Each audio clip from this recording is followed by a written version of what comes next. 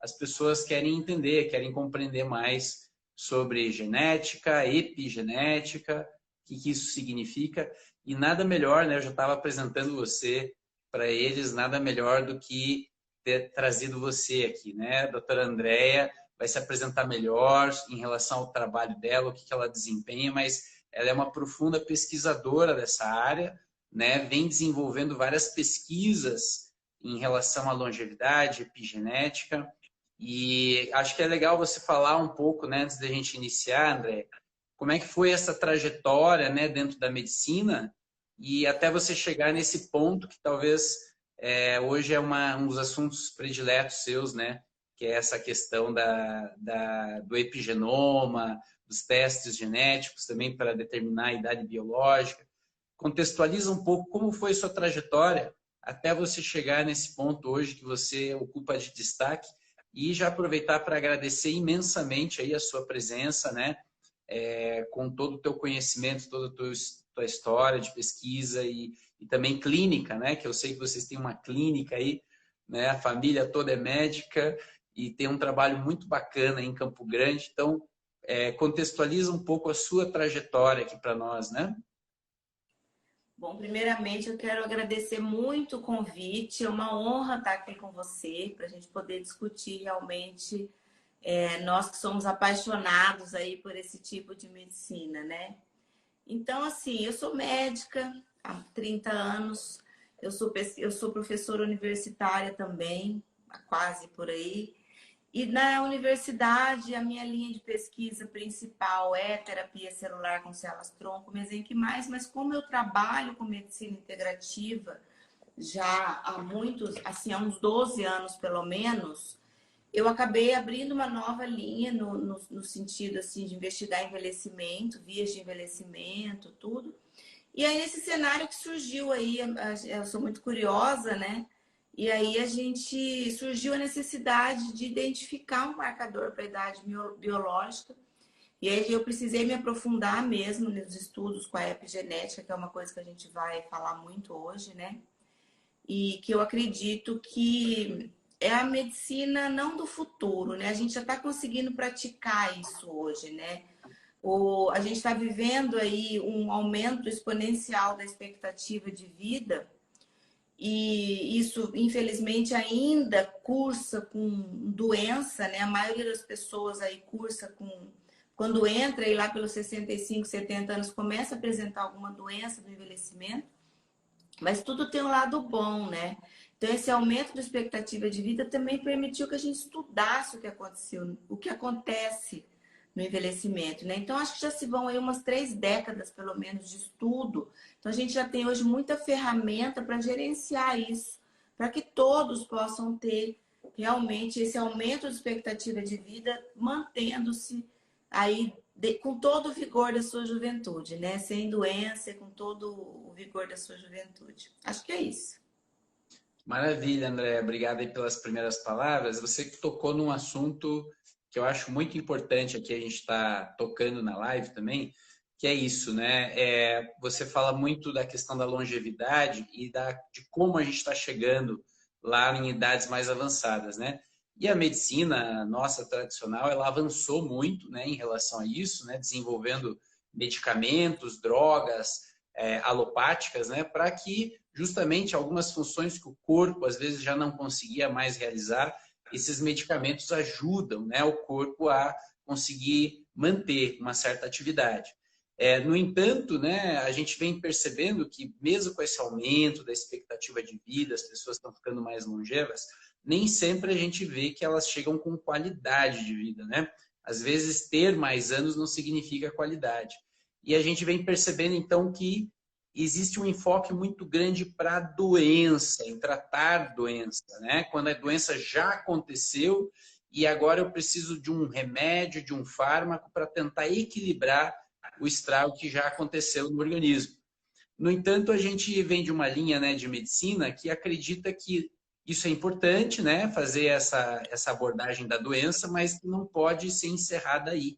Que a gente precisa olhar também o que está causando, o que está mais na origem desses desequilíbrios, né? Então, acho que é importante a gente frisar isso, porque muitas pessoas às vezes, se pergunta para elas como é que está a sua saúde, né? Elas falam, eu estou super bem, não sinto nada, né? E a gente sabe que muitas vezes só não sentir nada não quer dizer que nós não estejamos num processo de adoecimento. Às vezes o corpo não está manifestando nenhum sintoma, às vezes a gente não tem nenhuma doença, a gente pode até ser jovem, mas se a gente for olhar mais a fundo, já existem eventos ali no corpo acontecendo que estão levando a gente para um envelhecimento precoce. Eu queria que você comentasse um pouco sobre isso, né? Que às vezes não ter sintoma não quer dizer estar saudável. Poderia falar um pouquinho da sua visão sobre isso? Pois é, exatamente, né? Ter saúde não significa ausência de doença, né? Muito pelo contrário. Então, e hoje, é como você disse, a gente tem alguns eventos silenciosos que estão acontecendo lá nas nossas células e que a gente hoje já tem como identificar isso muito precocemente, né? E que eles estão lá quietinhos, a inflamação, a oxidação, a glicação, tem diversas coisas aí que estão lá, que isso não está, nesse momento, te dando nenhum sintoma, pelo menos nada muito exuberante, mas que a gente já consegue identificar precocemente para evitar as doenças, né? Então a gente sabe, lógico, se você tem uma doença, a gente precisa tratar e a medicina cartesiana e os remédios estão aí para isso. Mas o nosso interesse é sempre chegar antes da doença, né? E hoje a gente sabe, por exemplo, eu tenho visto alguns artigos agora recentes dizendo, puxa, diabetes não é uma sentença. Já tem artigos demonstrando que pessoas que têm diabetes há anos que elas estão sendo revertidas. A pessoa deixa de ser diabético, lógico que demora um pouco, são várias intervenções nutricionais, anti-inflamatórias e tudo mais. Então aí acho que a gente já pode dizer aqui que a sua genética não é o seu destino, né? Que você o seu estilo de vida e tem muita coisa que interfere nesse processo. Então, eu acho que o mais importante aqui é a gente tentar chegar antes da doença e quando não for possível também, hoje já é possível a gente identificar as doenças, tratar naquele primeiro momento para dar um conforto para o paciente e depois tentar reverter esse processo fazendo um rejuvenescimento e aí a gente precisa olhar, né, Luiz, para a nossa unidade morfofuncional. O que eu quero dizer com isso? Qual que é a menor parte do nosso corpo que tem uma organização funcional, né? Que poderia, que a gente identifica hoje como nossa unidade morfofuncional, são as células, né? Nós nada mais somos do que um amontoado de células que vão formando aí tecidos, órgãos, sistemas e tudo mais. Então, nós não podemos praticar essa medicina hoje sem olhar para a célula, né? Porque é ali que é a origem da maioria dos problemas, é ali que está todo o nosso material genético, mais precisamente no núcleo da célula. Então, mas assim, o bacana dessa história é que hoje isso não está muito difícil, né? É muito mais fácil do que a gente imagina. Maravilha, muito bom. Você chegou bem num ponto que é importante, né? Que a gente está aqui falando justamente de longevidade, está falando que é importante a gente não apenas não ter sintoma, mas olhar mais a fundo, né? E a medicina ela se desenvolveu, existem formas de a gente olhar a fundo, mesmo uma pessoa que não tenha nenhum sintoma, para ver se alguns eventos desses de envelhecimento, de inflamação estão acontecendo, né? Então tem uma importância muito grande aí da ciência. E você chegou na célula, né, Andréia? Então é até interessante, porque eu me lembro um pouco antes de entrar na faculdade de medicina, se falava muito do projeto Genoma, né? De que lá no final da década de 90, né, que no momento em que a gente chegasse a mapear todos os genes, né, do ser humano, a gente conseguiria reverter várias doenças. E que a gente teria a cura e a solução para a maior parte das doenças. No entanto, o genoma aconteceu, né? Foi feito todo esse mapeamento e a gente continua ainda com muitas respostas ainda que não vieram, né, em relação às doenças, continuamos adoecendo e tudo mais.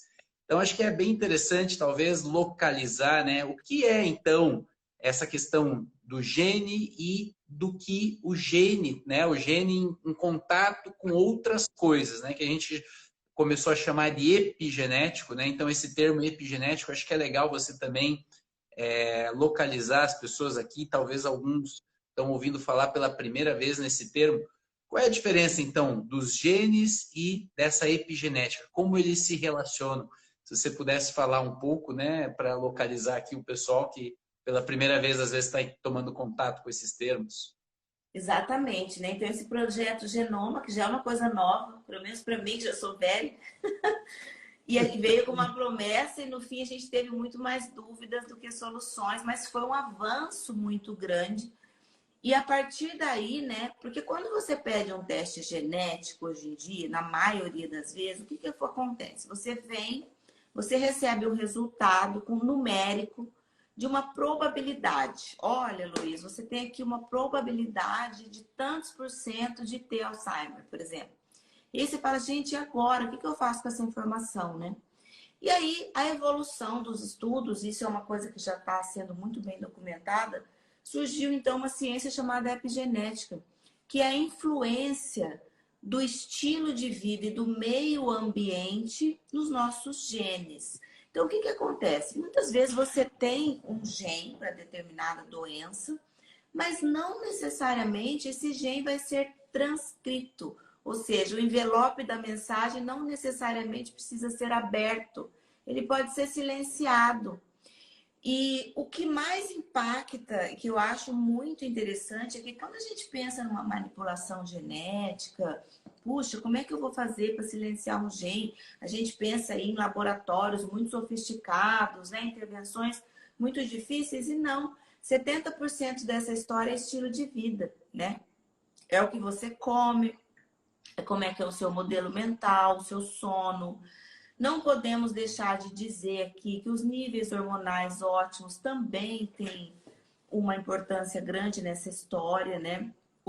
Principalmente os micronutrientes, porque assim, ó, existe uma reação, tem várias, tá? Mas tem uma nesse cenário todo chamado metilação, que é a grande silenciadora. É como se ela colocasse etiquetazinhas nos nossos genes, tipo assim, é para silenciar ou é para transcrever. E quando a gente fala em metilação, que a gente precisa manter 100% essa metilação, a gente não pode esquecer de coisas muito básicas da nutrição, né? Que são algumas vitaminas do complexo B, ferro, né? Que são fáceis de serem identificadas nos exames e serem suplementadas para o paciente, para que a gente mantenha, para que ele possa... Porque assim, 80% da história é epigenética e não a genética. Então, mesmo se ele tiver um gene, se ele mantiver toda essa suplementação, estilo de vida bacana, provavelmente esses genes ruins serão silenciados. Ele não vai desenvolver a doença. Perfeito, perfeito. Às vezes as pessoas perguntam, né, Andréia, também muito, mas e não tem alguns tipos de cânceres e de doenças que são fortemente determinadas pela genética? E às vezes as pessoas perguntam, né, será que o estilo de vida ele conseguiria reverter a expressão dessa doença, né? Eu vou citar o caso, né, do próprio câncer de mama, né, que algumas mulheres estão portadoras de algumas mutações, né, e que são muito fortes, muito determinantes na expressão delas. E aí, nesses casos dessas doenças mais fortemente determinadas geneticamente, existe ainda assim, dentro dessa visão, a possibilidade de reversão, de não expressão desses genes? Com certeza absoluta. Um grande exemplo que eu cito é a nossa estrela Angelina Jolie, né? Que fez eu, no meu ponto de vista, foi lá, primeiro tirou as mamas, depois tirou os ovários, porque ela tinha um histórico e depois um teste genético, mas que se ela mantivesse um estilo de vida, que nós vamos comentar aqui um pouco, suplementações e um acompanhamento médico, logicamente, porque se ela viesse a ter algum problema, que é lógico que não é 100% de ser, André, se tiver um estilo de vida bom é 100% de certeza? Não, mas é um grande percentual, diria que mais de 80%. Então, eu acho que existem muitas ferramentas hoje para que a gente possa controlar realmente, num percentual bem grande, a transcrição dos nossos genes. Então, eu acho assim, ó, nós não somos reféns da nossa genética e ao contrário, nós somos responsáveis pela nossa saúde e o nosso estilo de vida tem um peso muito grande nisso tudo. Ótimo, ótimo. Já que você entrou nessa questão do estilo de vida, né? Antes de só a gente entrar na questão do estilo de vida, acho que uma questão que também as pessoas em geral perguntam, né? Tá, então vocês estão falando que tudo isso tem a ver com epigenética, níveis hormonais, algumas vitaminas, a saúde da célula, né? Quais seriam, assim, os eventos mais determinantes que a ciência hoje descobriu, né, que estão na origem do envelhecimento? Como que esse envelhecimento acontece, André? Né? Acho que é legal a gente falar um pouco, porque tem várias teorias, né, e tem várias são várias abordagens, né? Tem a questão de radicais livres, tem a questões hormonais, tem a questão da telomerase. Localiza um pouco a gente em todas essas versões, né, do envelhecimento. O que a ciência tem de hoje mais novo que justifica ou explica o envelhecimento das pessoas?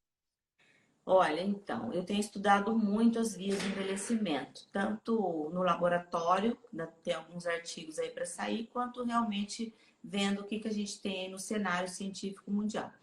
Bom, desde as teorias mais antigas, né, do próprio desgaste, antigamente acreditava-se assim, o coração tinha um número X de batidas, atingiu aquele número, parou e a pessoa morreu, né? Mas assim, as teorias mais modernas, que a gente usa muito na nossa prática na medicina integrativa, que são o estresse oxidativo, né? Tem um protagonismo nesse cenário, a inflamação crônica subclínica ou estéreo, e aí eu coloco a glicação, a gente pode colocar junto com a inflamação ou separado, né? O modelo mental, eu acho que o estresse ele tem um peso grande, e as insuficiências hormonais. Essas talvez são as principais. Só que tem um detalhe, né, Luiz? Quando você pensa num desses componentes, vamos supor assim, olha, eu acho que essa pessoa está envelhecendo porque ela está com insuficiência hormonal. Ou então, não, eu acho que essa aqui está envelhecendo porque ela está com muito estresse oxidativo. Mas aí, logo em seguida, a próxima pergunta que a gente faz é, tá, mas o que causou essa insuficiência nessa pessoa? Não é assim que uma pessoa curiosa pensa? Então, hoje existe uma outra teoria que, no meu ponto de vista, explicaria todas as outras, que é a seguinte, a teoria dos telômeros. Por quê? Os telômeros, eles são, você pensa num cadarço, eles são como se fossem as pontinhas do cadarço ali no nosso material genético, no nosso DNA.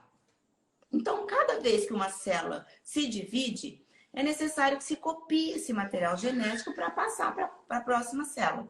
E aí, para que esse material genético não se perca, né? Quem nunca perdeu uma pontinha de um cadarço aí sabe que aquele cadarço começa a se desfazer. Isso aconteceria com o nosso material genético. Então, para que essa pontinha não se perca, o telômero perde um parzinho de pares e ele vai se encurtando. Até que quando ele fica muito curtinho, ele não consegue mais proteger o nosso material genético. E aí começa a haver falhas na transcrição genética. Aquela mensagem para a próxima célula começa a passar errada. E essas células se tornam o que a gente chama de senescentes, células velhas. E essas células velhas acontecem duas coisas. Primeiro, elas não funcionam bem mais. Segundo, para pedir socorro, elas começam a disparar citocinas inflamatórias e elas começam a contaminar as células vizinhas e até tecidos vizinhos. E quando a gente tem um número muito grande de células senescentes e disfuncionais, é quando a gente entra no espectro da doença e começa a ter doenças, né? Então, na verdade, essa teoria do telômero explicaria todas as outras. Explicaria por que aquela célula não consegue se defender do estresse oxidativo, por que aquela célula numa glândula não consegue mais produzir hormônios, por que aquela célula dispara citocinas inflamatórias e causa ou agrava uma inflamação crônica subclínica. Então, na verdade, é um ciclo, mas eu penso hoje que o encurtamento de telômeros é o epicentro para explicar o envelhecimento celular para a gente e as doenças do envelhecimento como um todo. Perfeito, André, perfeito. Excelente explicação. Acho que localiza bem. É um tema que eu cheguei a tomar contato com a palavra telômeros não muito tempo atrás, né? Eu também trabalho com mindfulness, né? E você falou dos modelos mentais, como são importantes para influenciar os telômeros e a telomerase, né? Que é uma enzima que você vai falar também um pouquinho mais para a gente. E foram os primeiros estudos, né? Quando eu vi, nossa, os padrões mentais, o cultivo de mindfulness pode fortalecer a atividade da telomerase e ampliar os telômeros, às vezes ganhando anos de vida. Eu achei muito interessante, né, quando eu tomei contato com esses trabalhos. Mas olha, como muito interessante, e eu até queria fazer uma pergunta para você, porque eu falo muito disso E às vezes eu tenho um pouco de dificuldade assim, ó, porque eu sei falar sobre alimentação, sobre agora como é que a pessoa faz um controle do seu modelo mental, como é que ela faz essa transformação? Eu acho que isso aí é você que vai saber me dizer. E eu tenho essa curiosidade aí, porque a gente sabe que tem técnicas, né, Luiz? Quais são os caminhos aí que você dá para que a pessoa realmente tenha um modelo mental mais positivo? Maravilha. Difícil agora, você me colocou aqui na saia justa, porque é um assunto muito, muito profundo, né? Mas, claro, tem várias formas, né, de a gente fazer essa gestão emocional que vai influenciar na velocidade do envelhecimento, né? Até antes de entrar aqui na resposta, né, acho que fica bem claro aqui para quem está nos ouvindo, né, de que a pessoa, ela pode ter, a gente pode pegar 10 pessoas com 40 anos e a gente for ver a idade não só cronológica dela, né, os anos completados, mas a gente vai ver que cada uma tem uma idade biológica, né, André? E é isso que realmente determina a qualidade de vida da pessoa. Às vezes a pessoa tem lá 50 anos, mas o corpo está funcionando com a funcionalidade de uma pessoa de 35. E a gente pode pegar uma pessoa de 50 anos e o corpo está funcionando com uma pessoa bem mais velha, né, de 70, 75 anos, mostrando que a gente tem um grande espectro, né, de como lidar com isso, com essa expressão dos nossos genes, né? Então é uma boa notícia, eu vejo como uma boa notícia, né? Tudo isso que você está trazendo aqui para nós, de que não é tão determinante assim, né? De que numa certa idade vai acontecer doença e você vai ter que tomar remédio. Não é assim, todo mundo vai chegar aos 50 anos e vai ter que tomar antidiabético, antihipertensivo e algum antidepressivo. Não é assim, né? Existem formas de a gente levar a nossa vida e de conseguir manter saúde, né? Sem precisar de todas essas muletas, né? E aí você tocou, né? Tentando responder aqui um pouquinho do que você tocou dos padrões mentais. Sempre achei isso fundamental, trabalhar com os pacientes, né? E sempre estimulei todos os tipos de terapias que possam ajudar a pessoa a se conhecer mais, né? Então, sempre fui entusiasta da própria terapia, da psicoterapia, de outras terapias também fora desse ambiente da psicologia mais tradicional, né? E eu, pessoalmente, encontrei, né, na minha vida muita ajuda dentro das tradições, né? Dentro do yoga, do budismo, né? Então, são abordagens também espirituais que sempre me ajudaram muito na gestão emocional. E, mais recentemente, alguns anos atrás, eu tomei contato com esses estudos do mindfulness, né? Das práticas laicas de mindfulness, que não estão vinculadas necessariamente a uma tradição espiritual, mas como elas traziam benefício também para as pessoas em relação à gestão emocional, diminuição de estresse, foco, concentração, etc. Mas até uma atividade física, eu acho, né, André, pode ajudar muito na gestão emocional. Eu mesmo tenho uma necessidade muito grande para fazer a minha gestão emocional, de fazer bastante atividade física. Gosto de fazer. Acho que a gente tem que ter um corpo muito forte para aguentar todos os trancos, né, do que a nossa profissão às vezes nos coloca, né? E outras formas, né, de gestão emocional. Mas realmente, isso que você colocou, mudar padrões mentais, eu acho bem difícil, bem desafiador, porque uma coisa é você mudar alimentos, mudar coisas bem palpáveis, né? Que o sujeito está olhando ali no dia a dia, às vezes parar de fazer uma certa coisa e fazer outra, né? Mas aquela estrutura mental, emocional, ela demanda bastante autoconhecimento, né? Que é muito fácil a gente, às vezes, fazer os mesmos hábitos, entrar nos mesmos círculos viciosos, né? E como a gente está falando de pensamentos e emoções, eles não são tão observáveis, né? Às vezes eles são inconscientes da nossa parte, né? A gente às vezes fala, estou fazendo tudo direitinho, estou fazendo a dieta da doutora André, estou fazendo atividade física, estou, né, cuidando, fazendo um tratamento médico, mas mesmo assim a pessoa não está bem, né? E aí tem toda essa zona sombria, entre aspas, assim, né, de penumbra, que muitas vezes não é iluminada, né? Que é justamente a nossa mente, nossas emoções, né? Como a gente lida com os relacionamentos. Aí eu gosto também, por exemplo, trabalho com constelações familiares, acho que pode ajudar muito na questão dos relacionamentos, né? Então eu acho assim, não tem uma resposta única. Eu acho que a pessoa precisa ir investindo aos poucos, a longo, médio e longo prazo, em todos os caminhos que aumentem autoconhecimento, né? Acredito muito nisso. e isso vai gerar uma mente assim que não envelheça tão rápido, né? Que não faça aquela adrenal produzir cortisol de uma forma muito ruim, né? Para a pessoa, às vezes demais, às vezes já esgota e já não tem mais cortisol, né? Como a gente às vezes costuma pegar no consultório. Então, sendo bem preciso aqui, porque eu não quero também tomar o tempo das suas ideias, mas eu acho que é um caminho complexo mesmo esse da gestão emocional. Eu não sei o que você, se poderia compartilhar um pouco como você lida com as suas emoções, os seus pensamentos, assim, para dar conta de tudo isso que você faz? Então, eu acho que eu concordo super com você, que eu acho que é a parte mais difícil da história. Assim, não para mim, porque eu naturalmente eu sou realmente uma pessoa que tem um pensamento muito positivo, mas é meu isso. Eu sempre vou ver um copo cheio, eu sempre vou ver uma oportunidade, lógico que eu tenho os meus problemas, as minhas fases ruins, mas o que eu vejo no meu dia a dia é o quanto isso impacta na saúde das pessoas. E eu passei por um momento de estresse aí do final do ano passado para começo desse ano, coisa assim, um estresse que me pegou e me maltratou minha saúde. Então eu pude ver que realmente o estresse é super complicado. E no meu caso é a atividade física, né? E agora, por exemplo, eu tô com uma fratura no pé que tá me judiando, que eu tô fazendo muito pouco, e isso tá me afetando. Eu ando até irritada, coisa que eu não sou. Meditação, eu gostaria muito de fazer, mas eu ainda não consegui, porque eu acho que a minha cabeça é muito acelerada. Mas eu conheço muitas pessoas que praticam meditação, isso tem um efeito bem positivo. Eu acho que alguns tipos de terapia também ajudam bastante. Eu acho que é como você falou, cada um tem que buscar o seu caminho, o que vai te melhorar. Mas as pessoas precisam saber que a energia tem um peso muito grande na sua saúde e na velocidade do seu envelhecimento. Isso eu estou falando não só pela minha experiência clínica, mas pelas centenas de estudos científicos que têm publicados a respeito desse assunto.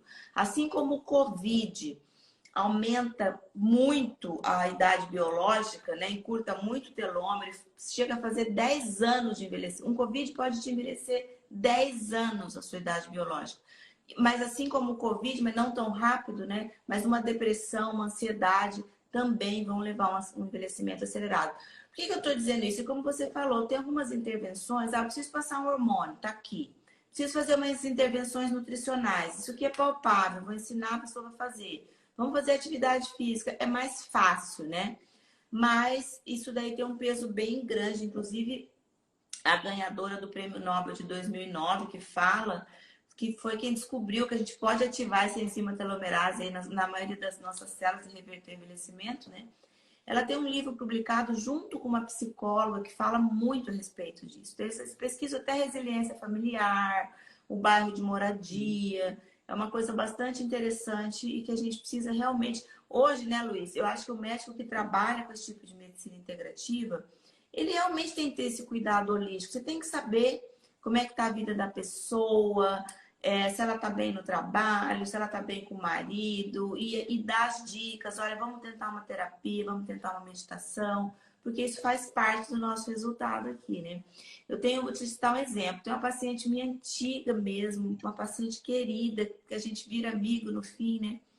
E ela acabou desenvolvendo um problema aqui, um tumorzinho, a gente conversando, ela sempre falava para mim que tinha problema no trabalho, no trabalho, no trabalho. E eu sentia que não era só isso, sabe? Porque quando é problema no trabalho, é mais fácil a gente se desvencilhar, né? Até que ela veio me falar que tinha um problema no casamento de muitos anos. Então, a gente precisa se tornar realmente parte da vida daquela pessoa para poder ajudar de uma maneira mais ampla, né? A gente precisa se tornar, às vezes, amigo, assim se interessar realmente pelo todo, né? Bem bonito isso que você falou, né? Porque eu chamo isso de, gosto de chamar de campo terapêutico, né? Campo terapêutico só acontece quando tem energia, quando tem contato, né? Quando tem realmente uma troca, né? E é claro que a gente tem que saber o nosso lugar, né? Muitas vezes a gente pode entrar em lugares ali perigosos também para nós, como médicos, né? Sabendo que a pessoa é dona do destino dela, né? Ela que pode mudar, ela que pode transformar esses telômeros, essa genética dela, né? E saindo um pouco daquela postura, às vezes um pouco arrogante, né? De ser o salvador, de de aquele que vai deter a verdade, que a pessoa vai cumprir e tá tudo feito, né? Eu acho que é muito legal isso que você falou, que precisa ter esse vínculo, né? E essa é uma habilidade do médico, né? Não só o conhecimento técnico a gente tem que ter, mas tem que ter essa habilidade de se vincular e poder realmente tocar o coração e a mente da pessoa quando a gente vai fazer uma orientação, né? E nesse sentido, André, falando um pouco também das coisas palpáveis que as pessoas de casa devem estar se perguntando, o que afinal eu posso fazer no meu estilo de vida, né, no que eu faço no meu dia a dia, para que eu possa retardar esse envelhecimento, pelo menos retardar e fazer com que eu tenha mais qualidade de vida. Quais seriam as atitudes assim gerais, né, que você acha que é importante a gente sublinhar aqui para que as pessoas estejam atentas e procurem fazer de uma forma melhor, para poder ter mais longevidade, saúde e bem-estar? Então, primeira coisa que eu queria dizer é que tudo isso que eu vou falar são intervenções epigenéticas feitas E fora do laboratório. São coisas muito simples, né? Quando a gente fala em alimentação, por exemplo, eu acho que é comer comida de verdade. Frequentar mesmo mais feira, sacolão, açougue, peixaria, enfim. Procurar evitar tudo que foi industrial. É lógico que a gente não consegue 100%, é impossível, porque nós transformamos, infelizmente, o nosso planeta num local hostil para nossa moradia, né? Como nós não conseguimos ainda mudar para Marte, a gente tem que conseguir organizar a coisa por aqui. Então a gente não consegue 100%. Mas aquilo que você tem governabilidade, procure comer comida de verdade, comidas coloridas que são ricas em antioxidantes, né? Evitar carne vermelha à noite ou em excesso, porque tudo que é excesso inflama. Procure também refrigerante, por exemplo, tem um pH muito ácido. Eu falo que o paciente meu não toma refrigerante de jeito nenhum. Então, acho que se eu pudesse colocar como vilões, talvez seria o refrigerante, o açúcar e o óleo de cozinha. São três coisas que a gente tem que tirar mesmo. Né? Procurar manter os seus níveis de vitamina D ótimos. O que significa nível de vitamina D ótimo? Para mim, eu gosto dos meus pacientes entre 70 e 110, daquela fração que a gente dosa lá, a 25-hidroxi, né? Manter seus níveis hormonais ótimos, exercício físico, nosso corpo foi feito para fazer movimento todos os dias. Eu não estou falando em academia, sabe, Luiz? Praticar, fazer uma caminhada, dar uma corridinha, jogar um tênis, jogar um futebol, mexer o esqueleto aí todo dia. Lógico que a gente tem que pensar na individualidade. Tem pessoas que precisam ganhar músculo porque estão com muito pouca massa muscular, a gente chama de sarcopenia. Tem outras que precisam perder gordura, mas eu tô falando no geral, tá? Aí, hoje em dia, como o nosso solo é muito pobre, muitas vezes a gente precisa suplementar também algumas vitaminas, alguns antioxidantes e tudo mais, né? Isso tudo que eu falei é para que a gente faça com que os telômeros não se encurtem mais rapidamente, ou seja, que você possa desacelerar o seu envelhecimento. Agora, vamos supor que você já venha lá com uma idade biológica muito ruim, como você citou no começo. Aí não basta só essas medidas. Aí eu preciso também ativar uma enzima chamada telomerase, como você citou, porque essa enzima, o papel que ela faz no nosso corpo é realongar esses telômeros, é colocar a pontinha do cadarço de volta.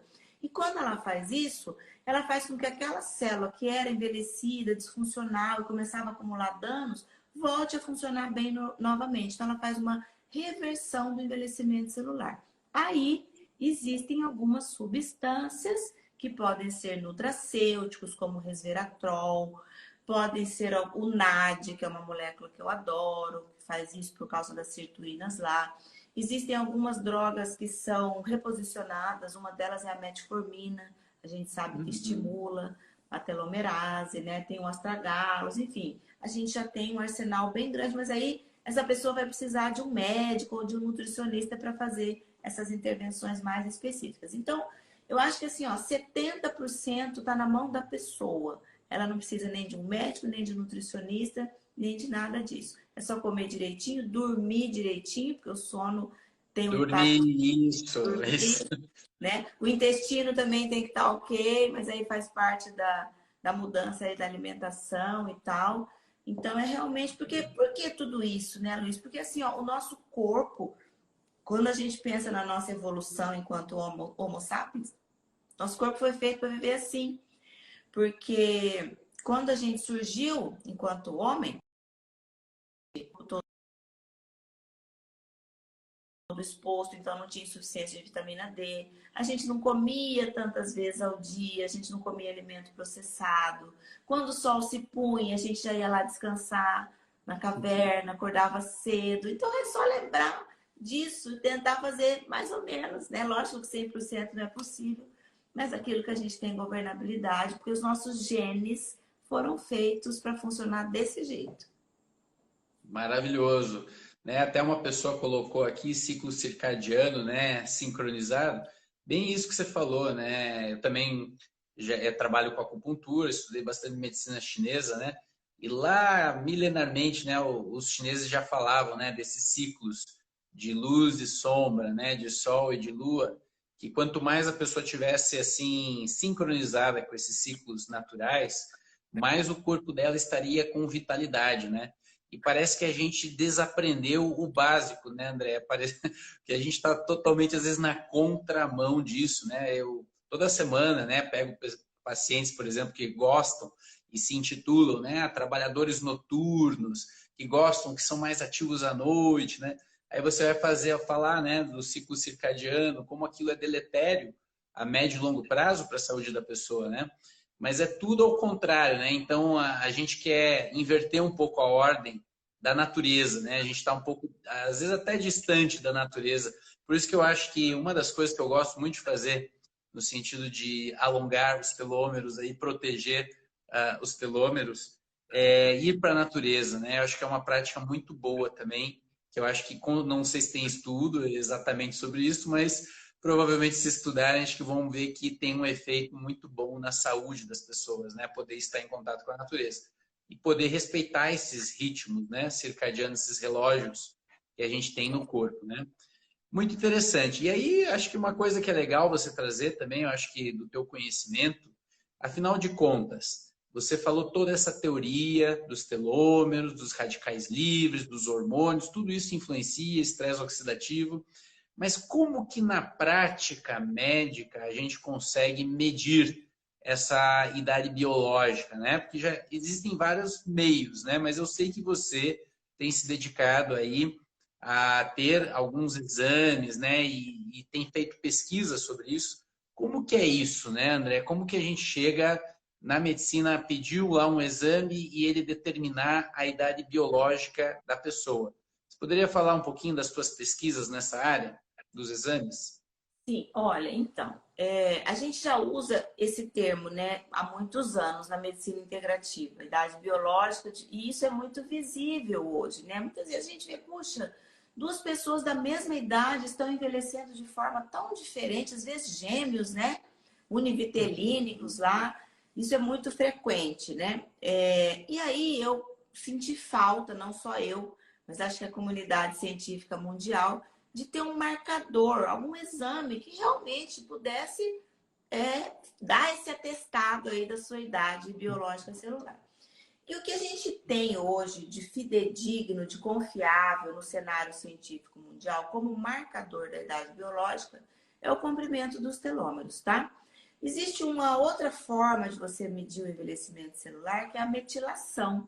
Só que a metilação, primeiro que ela é um método muito complicado, muito caro, que fica restrito a laboratórios de pesquisa e tem alguns vieses também, porque ele não é um método, ele é muito assim do momento, é igual você medir o estresse oxidativo. Estresse oxidativo, muitas pessoas falam que diz respeito à idade biológica, mas na verdade não diz, porque ele diz muito a respeito daquele momento. E quando você fala em idade biológica, você tem que falar da sua vida inteira, de toda aquela carga genética. Então, o estresse oxidativo, por exemplo, se você tomou um solzão lá num domingão, você vai medir seu estresse oxidativo no dia seguinte, vai estar alto. Ou se você bebeu muito. Então, é uma coisa muito momentânea. E o telômero não, ele é um teste genético, né? E ele traz a carga toda da tua vida.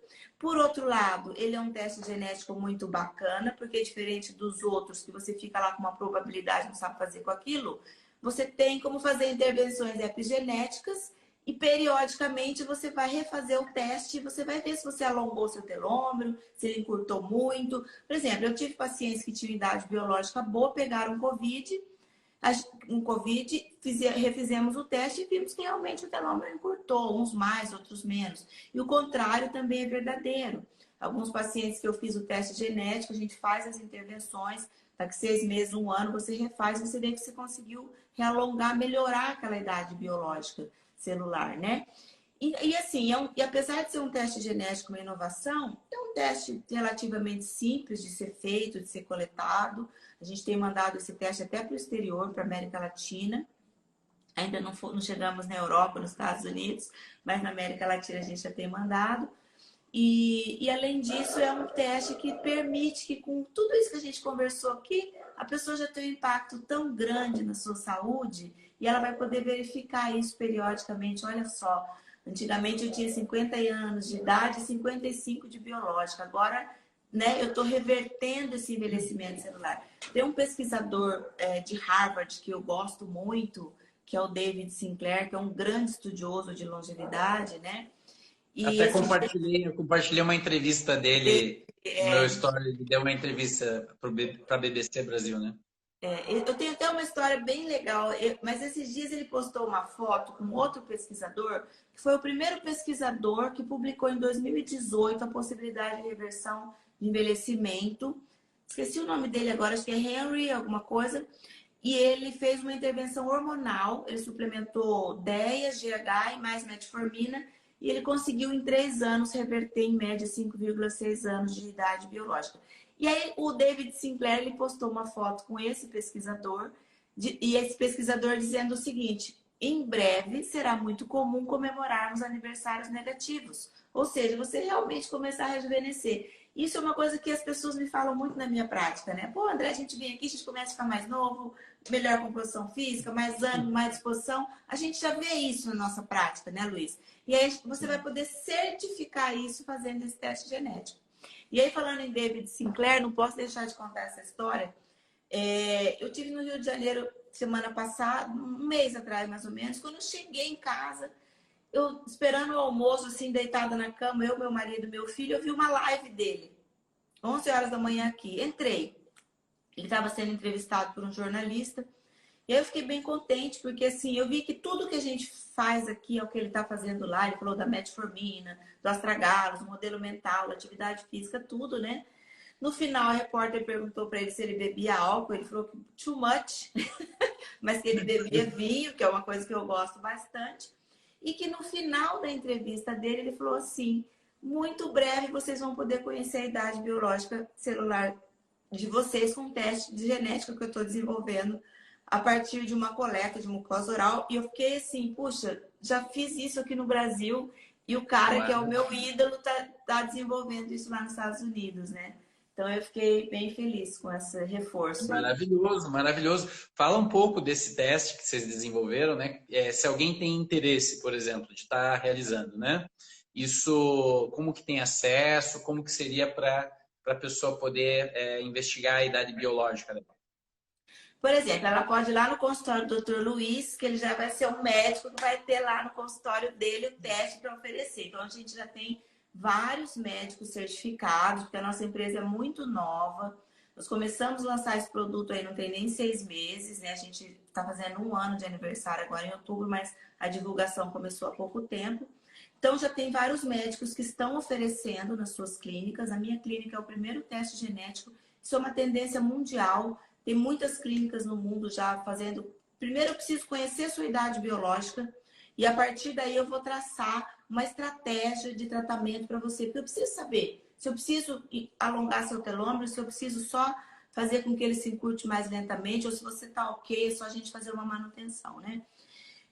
Se você tiver curiosidade, entre no nosso site, que é www.biologicalage.com.br. Lá tem um e-commerce que você pode adquirir o teste se você quiser e também brevemente vai ter uma área onde vai constar os médicos que já foram capacitados e aí na sua região, né, para que você possa procurar ali e fazer o seu teste.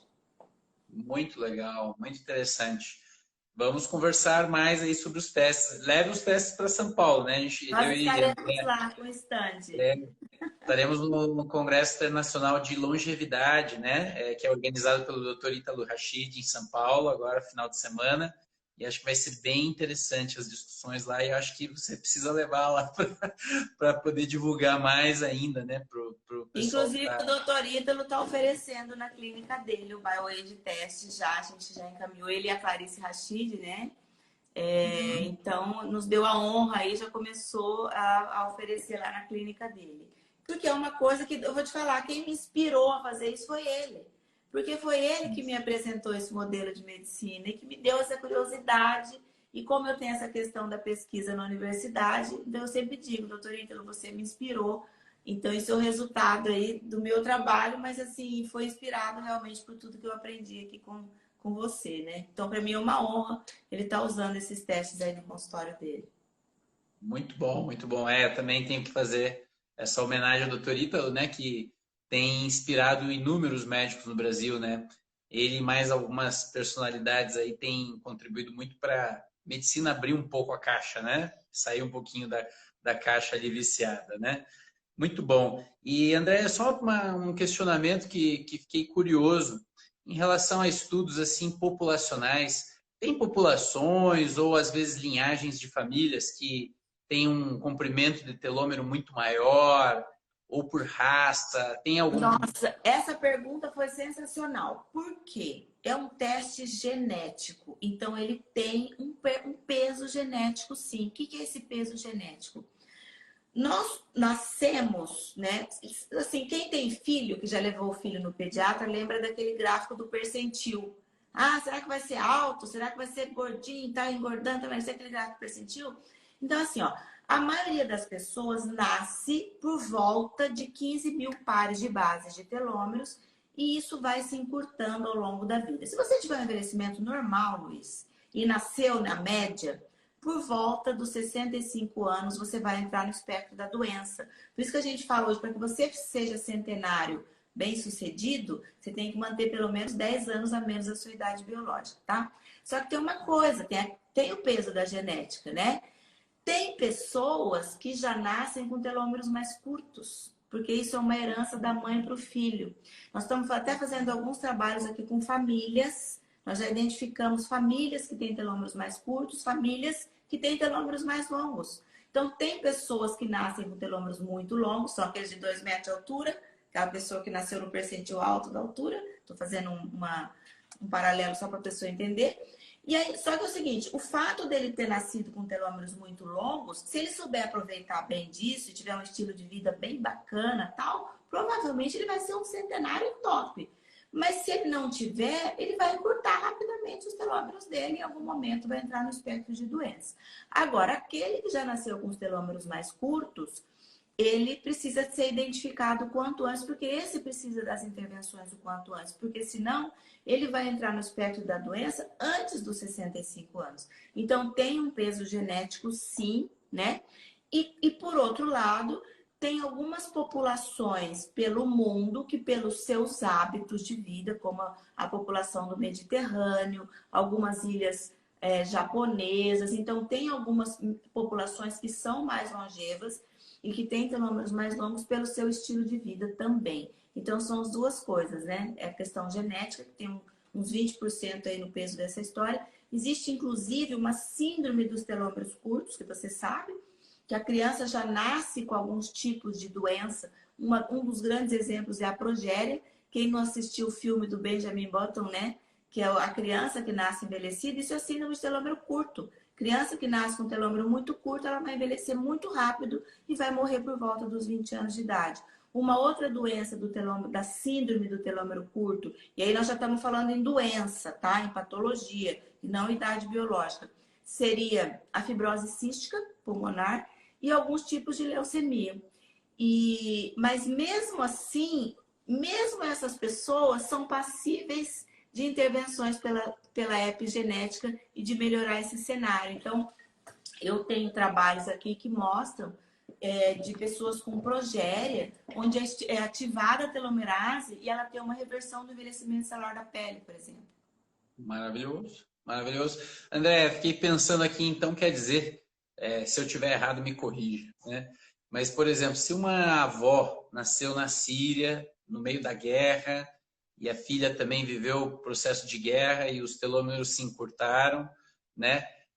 A probabilidade, essa questão do encurtamento vai ser passado para a próxima geração. É Vai isso ser também, né? exatamente isso, Luiz. Vai ser passado para a próxima geração. Provavelmente, né? A genética é uma ciência das probabilidades. Mas, por exemplo, se você pegar essa grávidazinha que tem telômero curto, souber que ela tem telômero curto, você pode, durante a gravidez, otimizar a vitamina D dela, fazer grandes antioxidantes como a melatonina, e você pode tentar pelo menos melhorar esse cenário. Pode sim. E também pode melhorar o cenário do recém-nascido. Mas se nada for feito, provavelmente, por exemplo, tem um trabalho bem interessante que é feito com mães cuidadoras, aquelas mães que têm filhos especiais. Elas têm telômeros mais curtos do que as mães que não têm e as crianças também. Interessante, interessante. Bem, bem bacana. Pessoal, estamos quase no final aqui, nosso tempo está voando, né? Se vocês tiverem perguntas para a doutora Andréia, né, para que ela possa também dar as últimas considerações e responder alguma pergunta de vocês, fiquem à vontade, podem colocar. Eu já vi que tem várias pessoas aqui, André, querendo, tão curiosas agora de saber sua idade biológica. E Não assim, está a entrando pergunta nenhuma pergunta para mim aqui, mas eu respondo. Você quer saber minha idade biológica ou a cronológica? Eu falo as duas. Não, não, fique tranquila, não tem problema não. Só se você se sentir à vontade. Mas o pessoal aqui está curioso de saber a sua própria, né, idade. E André, para fazer esse teste, é só para dar a idade biológica, é só o teste ou precisa também aliar com outros exames, outros marcadores? Só o teste. O teste é validado cientificamente para dar a sua idade biológica. Aí, vamos supor que você teve um paciente seu, Luiz, que veio com uma idade biológica ruim. Aí você, enquanto médico, vai ter que pedir outros testes que já fazem parte do nosso arsenal, como os marcadores inflamatórios, os níveis hormonais, tudo aquilo, né? A parte metabólica, para você identificar o que está pesando mais naquele cenário e fazer as intervenções, tá? Mas para saber a idade biológica é só o teste. Bom, a minha idade cronológica é 53 Todo mundo quer anos. saber agora. Faço 54 agora em dezembro. E a minha idade biológica, o último teste que eu fiz foi o ano passado, vou refazer agora, era de 37 anos de idade biológica. Ei, maravilha, hein? Que Mas assim, maravilha. aí eu quero destacar que eu já pratico essa medicina há uns 10, 12 anos, então eu sou bem suplementada, e os meus hormônios estão sempre em dia, eu gosto muito de atividade física, né? E eu já destaquei aqui que eu naturalmente sou uma pessoa que tem, eu sou muito positiva, sou muito otimista, sou igual a Poliana lá, do livrinho da Poliana. Então, isso tudo eu acho que tem um peso aí na minha idade biológica. Maravilhoso. É o fruto de disciplina, é o fruto de conhecimento, é isso mesmo, né, André? A gente também, dentro dessa medicina que a gente está praticando, é como o doutor Ítalo fala, né? Nós primeiros fazemos conosco, né? Para daí fazer com as outras pessoas. A gente precisa ser, no mínimo, estar alinhado, né? Com as coisas que a gente defende e certamente a gente é beneficiado, né? A nossa categoria é uma categoria que adoece muito. Os telômeros estão muito curtos dos homens, né? Dos médicos. Médicos, E é. aí acho que realmente tem que ter a coerência entre o que a gente está falando aqui, né? E, enfim, nosso estilo de vida, né? E uma pessoa perguntou aqui, não sei se poderia comentar aqui em questão de valores, né? Quanto que seria esses testes? Qual seria o investimento, né? Tá. É o seguinte, lá no site, se você entrar lá como tem a área do médico e tem a área do paciente, né? Então, se você entrar na área do paciente, o teste hoje ele tem um custo de R$ 1.400 e você pode dividir em 6 parcelas. O nosso valor ele é muito linkado à quantidade. Então, como nós estamos começando, a nossa intenção é realmente escalar isso e poder tornar cada vez mais acessível à maioria da população. Eu acredito que brevemente a gente já consegue fazer isso. E falando no que você me falou agora mesmo, eu costumo dizer que o exemplo arrasta, né, Luiz? Eu sou mãe de 3 filhos e eu sempre achei que o exemplo é muito mais importante do que as palavras, né? Então, para os nossos pacientes, a mesma coisa. Eu jamais vou pedir para um paciente meu fazer alguma coisa que eu mesma não faça. Então, eu procuro sempre dar o exemplo e eu percebo que isso é uma coisa que super funciona, assim, sabe? As pessoas me dão muito esse feedback, assim, André, nossa, às vezes eu me inspiro, eu vejo você lá, daí eu vou fazer atividade física e não sei o quê. Então, eu acho que nós, enquanto praticantes desse tipo de medicina, temos que sair na frente puxando essa bandeira, né? E dando o exemplo. Maravilhoso, é isso mesmo, concordo completamente também. E, Andréia, passou voando o tempo, né? Doutora Andréia, PhD, pesquisadora, professora, né? Aprendi já muito com você. Agradeço muito, muito, muito mesmo, né, de ter aceitado o convite de estar aqui com a gente. Eu acho que foi super ilustrativo, foi super bom para o pessoal que acompanhou. Eu vou deixar essa live aqui gravada. Depois a gente vai fazer uns recortes, vai botar também no YouTube, para tentar divulgar o máximo esse conteúdo, né, para o maior número de pessoas. E pode contar comigo também na divulgação do teste, né? Eu estava me ambientando agora, com certeza vou querer ter também lá na clínica e para os pacientes que quiserem ter também esse acesso. Agradeço muito, né? E últimas palavras aí, então, para a gente poder se despedir, o pessoal poder também descansar, né? Olha, mais uma vez eu que agradeço, foi uma honra para mim. Você sabe que esse é um assunto que eu sou apaixonada. Lá no congresso nós vamos estar juntos, vou te explicar melhor como é que funciona. Nós vamos estar com uma condição bem legal lá para os médicos e eu preciso realmente de formar um time, porque é um assunto muito novo, né? Apesar de ser muito interessante, eu não tenho dúvida nenhuma de que muito brevemente essa ferramenta vai se tornar indispensável para quem realmente quer fazer uma medicina personalizada, né? E assim, é uma honra para mim ter você aí no meu time, tá? Muito Gratidão. obrigada. Eu que agradeço. Gratidão, bom descanso. Um abraço para a família iluminada aí de médicos, também são os queridos, né? Eu conheço uma partezinha da família muito bacana também, que muito bom ver vocês juntos também. Dá para ver a força aí de vocês nesse trabalho, né? Abrindo aí o campo para coisas novas que a gente precisa, né? A medicina precisa de ideias novas, pessoas criativas, e enfim, é isso mesmo. Obrigado, André. Bom descanso, boa Gratidão, noite. Luiz. Obrigado a todos que nos acompanharam aqui. Até a próxima live. Até a Tchau. próxima. Bom feriado a todos. Tchau, tchau.